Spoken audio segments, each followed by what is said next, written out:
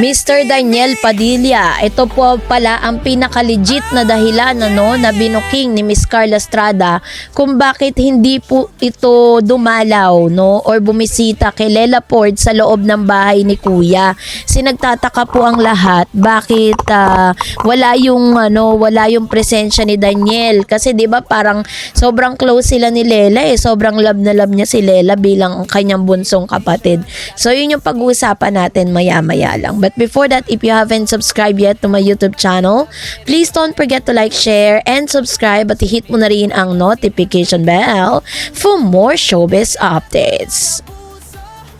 Of course, bago tayo magpatuloy sa ating updates for today's video, nais ko pong pasalamatan kayong lahat for always watching and trusting this channel. Thank you so much sa inyong laging panonood at palagi ang pagsubaybay sa mga updates po natin. Maraming salamat po.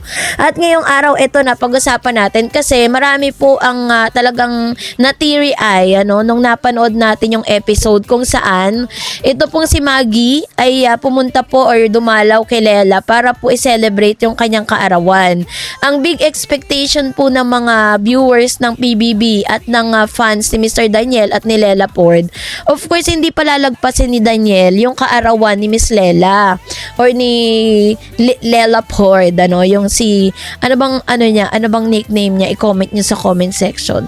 So dahil dyan ay marami pong nagtatanong bakit nga ba si Daniel ay hindi present So ang pamilya Padilla at Estrada ngayon sa showbiz ay naging sentro ng atensyon sa showbiz news dahil sa ilang mga mainit na issue.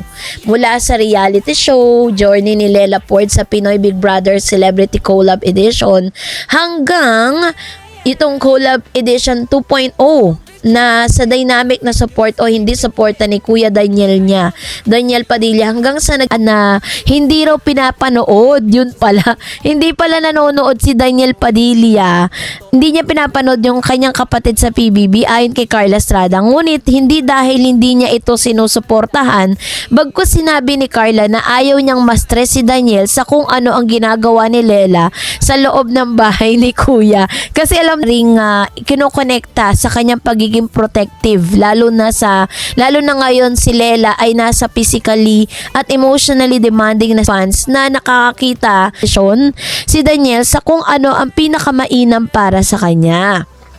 Ang kanyang pahayag na ito ay nagbibigay ng impresyon na madalas nagiging public spectacle. Ang pagiging open ni Carla ay isang pagiging open or isang senyales na nais niyang protektahan si Daniel mula sa mga dagdag na pressure or expectation ng publiko. At higit pa rito, ang pagbanggit niya ay binibigyan niya siya ng kalayaan